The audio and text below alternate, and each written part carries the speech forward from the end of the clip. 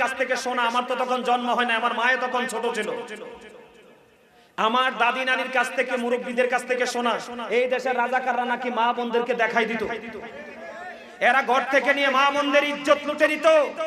যারা ৭১-কে বিশ্বাস করে না, তারা বাংলাদেশের মা বোনকে নিরাপদে থাকতে দিবে না। ঠিক কিনা বলেন? আমরা ৭১-কে বিশ্বাস করি, আমরা বাংলাদেশকে বিশ্বাস করি, আমরা ৭১-কে ধারণ করে। ঠিক কিনা বলেন? মুক্তিযোদ্ধাদেরকে নির্মমভাবে লাঞ্ছিত করা হচ্ছে, অপমান করা হচ্ছে, মুক্তিযোদ্ধার গলা জোতার মালা পরিয়ে দেওয়া হচ্ছে, কোন ধরনের কোনো প্রতিক্রিয়া নাই। সম্মানিত উপস্থিতি, সবচেয়ে বড় দুঃখজনক কথা আমি একজন আলেম হিসেবে বলতে চাই, আমি সত্য বলতে হবে। এই শেখ হাসিনা যখন ক্ষমতা থেকে নামলো, একদিনে 2 দিনে 100টার উপরে মাজার ভেঙে দিল। কথা বলেন? আজকে আমরা টুপি পাইছি কার থেকে? আল্লাহর ওলিদের কাছ থেকে না? পাঞ্জাবি পাইছি কার থেকে? আল্লাহর ওলিদের থেকে না? আমরা নামাজ শিখছি কার থেকে? আল্লাহর ওলিদের থেকে না?